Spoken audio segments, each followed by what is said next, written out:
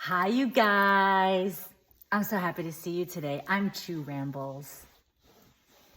Can you believe someone just came up to me and offered me like $1,000 to pose for Miss January in their calendar of unusual characters?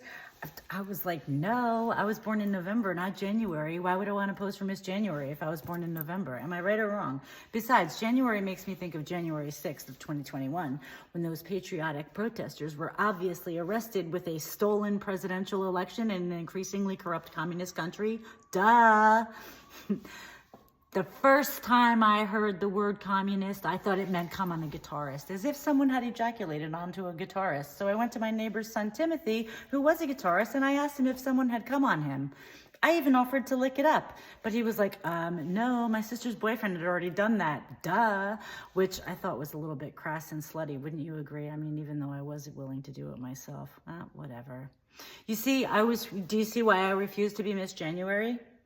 Then again, there are other things that happened in January besides January 6th. For instance, on January 10th in 1902, Ellen Dougherty became the world's first registered nurse. But why would I want to commemorate that? I'm not a nurse. And the medical profession has obviously proven to be a willing subordinate to the big pharma in the big COVID scam, which was instituted against the people in one of the world's biggest history and psyopses that you could ever imagine. You know, I am obviously an anti-vaxxer, anti-corporate, anti-Hollywood, anti-woke, anti-DC, anti-feminist, anti-communist, and anti-Semite, and proudly so. Not that I define myself by what I am and what I am not. However, I don't know. I have a really hard time defining myself. I am who I am, whatever. You know what? It sounds really new agey, and you know how I feel about new agey.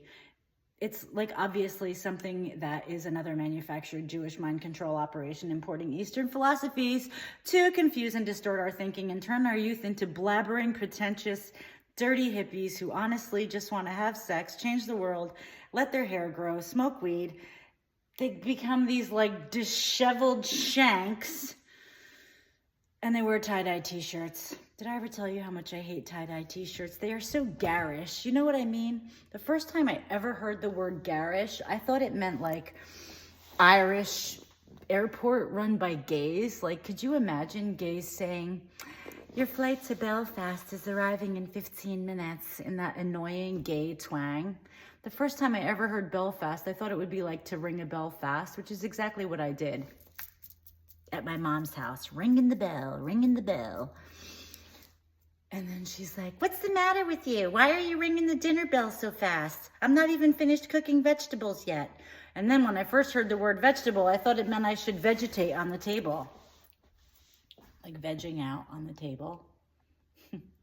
And my mom screamed, what are you doing? Why are you vegetating on the table? I have to set it for dinner. Now it's like that you're on the table. Make yourself useful. I shouldn't depict my mother in such a negative way. I mean, she is a very fine, nice person, but whatever.